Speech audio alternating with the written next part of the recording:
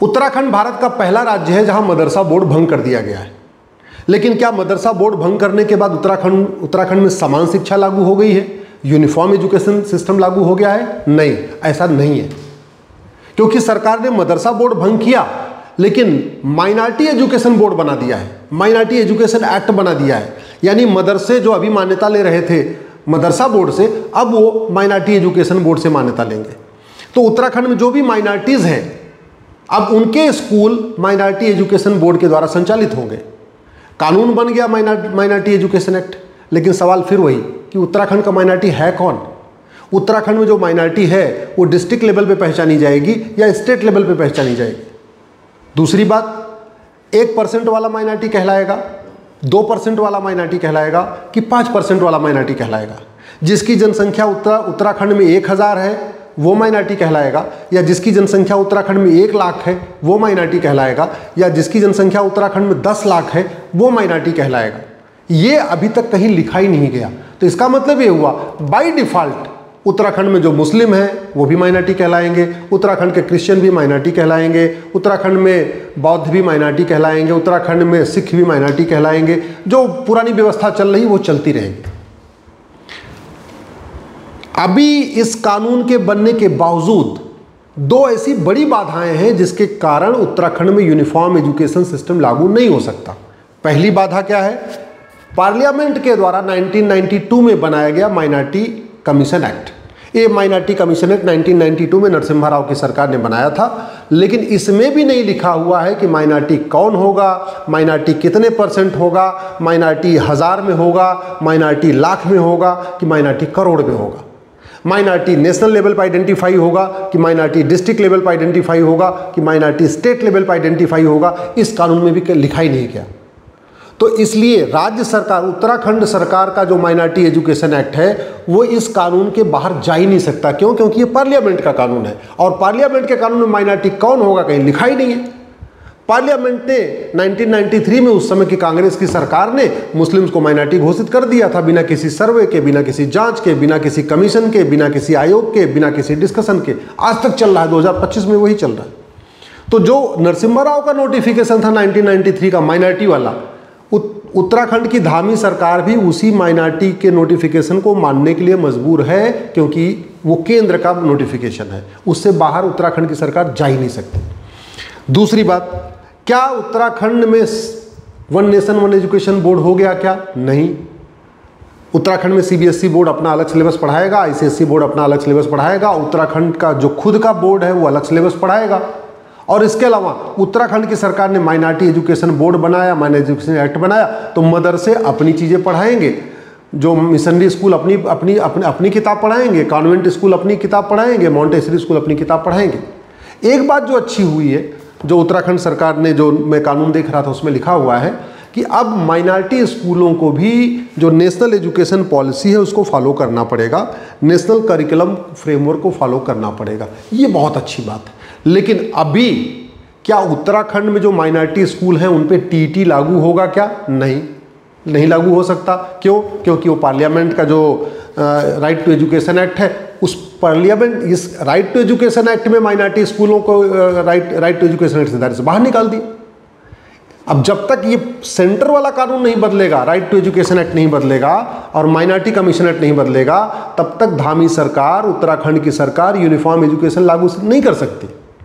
तब तक धामी सरकार उत्तराखंड में मदरसों पे, मिशनरी स्कूलों पे, कॉन्वेंट स्कूलों पे टीईटी यानी टीचर एलिजिबिलिटी टेस्ट को मैंडेटरी नहीं कर सकती। क्यों? क्योंकि जो पार्लियामेंट वाला कानून है इसने उनको दायरे से बाहर निकाल दिया, कानून के दायरे से बाहर निकाल दिया। जब तक ये राइट टू एजुकेशन एक्ट को पार्लियामेंट में नहीं बदला जाएगा, तब तक उत्तराखंड की सरकार जो प्राइवेट स्कूलों में 25% रिजर्वेशन होता है गरीबों के लिए, उसको इम्प्लीमेंट नहीं कर सकती। क्यों? क्योंकि ये भी पार्लियामेंट का कानून है। और जानते हैं बदलाव कैसे हुआ था? ये right to education act in fact बनाया गया था भारत में गुरुकुल, जो हमारे वैदिक स्कूल हैं उनको ख़त्म करने, और जो मिशनरी स्कूल हैं, जो मैकाले स्कूल हैं, जो कॉन्वेंट स्कूल हैं, उनको प्रमोट करने के लिए। होता क्या है, प्रैक्टिकली इसको समझिए आप।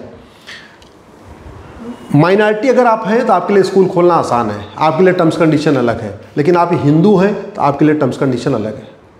आप हिंदू हो कि स्कूल खोलेंगे, आपके लिए सिक्योरिटी डिपॉजिट अलग होगा, आपके यहाँ अलग तरीके का ऑडिट होगी। अगर आप माइनॉरिटी हैं तो आपके लिए अलग ऑडिट होगी।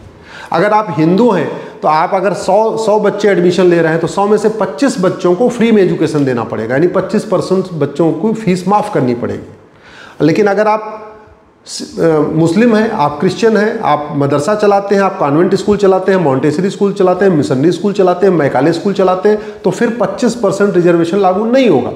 तो होगा क्या?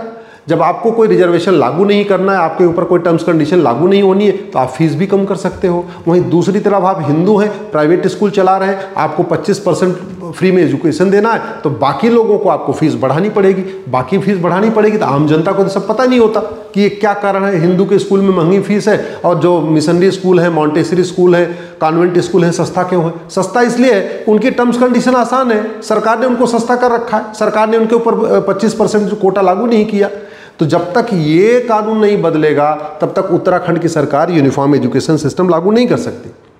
और जो इसमें सेक्शन 1 सब क्लास 4 सब क्लास 5 जोड़ा गया 2012 में, वो कब जोड़ा गया? वो जोड़ा गया राहुल गांधी के कहने पे। राहुल गांधी ने क्यों कहा?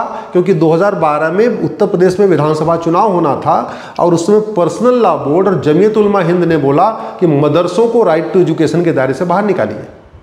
नहीं तो शुरुआत में जब कानून बना था तब तो ये मदरसे इससे बाहर नहीं थे, लेकिन 2012 में इस राइट टू एजुकेशन एक्ट में बदलाव करके मदरसों को इससे बाहर निकाल दिया गया।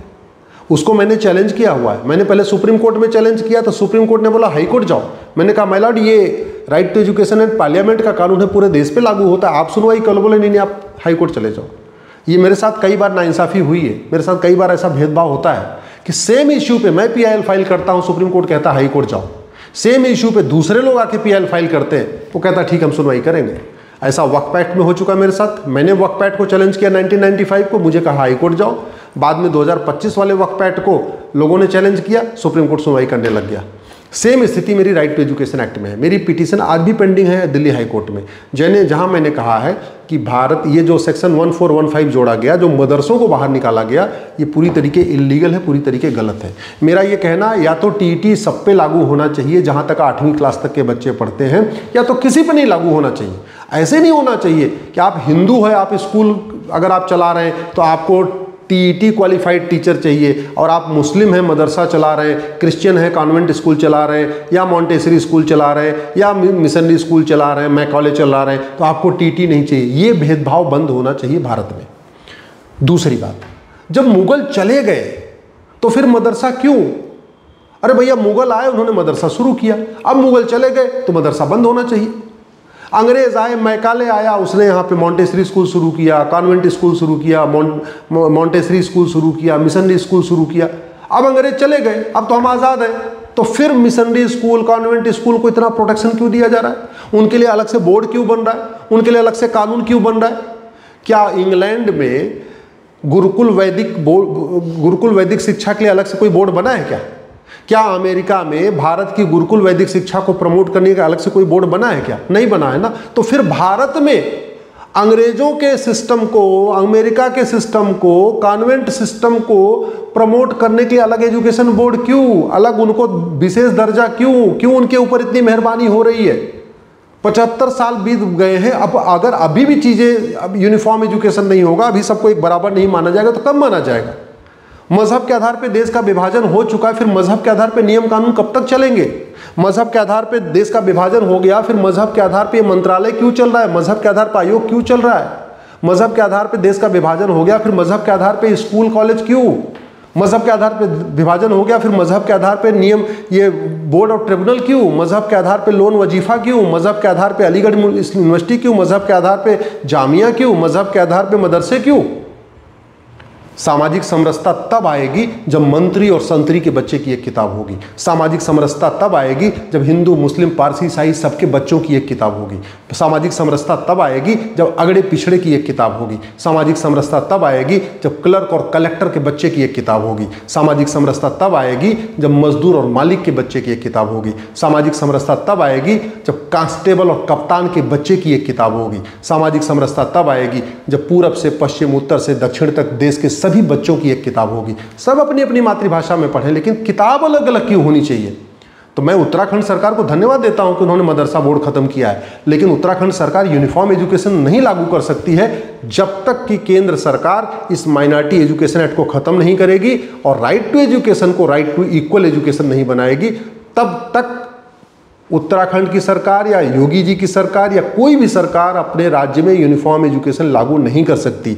या तो माइनॉरिटी मेजॉरिटी का खेल बंद कर दिया जाए, नहीं तो माइनॉरिटी को कम से कम डिफाइन कर दिया जाए कि भैया स्टेट लेवल पे जो 1% जिसकी आबादी होगी, 1% से कम आबादी होगी, या 1 लाख आबादी होगी, या 1 लाख से जिसकी कम जनसंख्या होगी, उसको माइनॉरिटी मानेंगे। जिसकी जनसंख्या राज्य में 1 लाख से ज़्यादा होगी उसको माइनॉरिटी नहीं मानेंगे।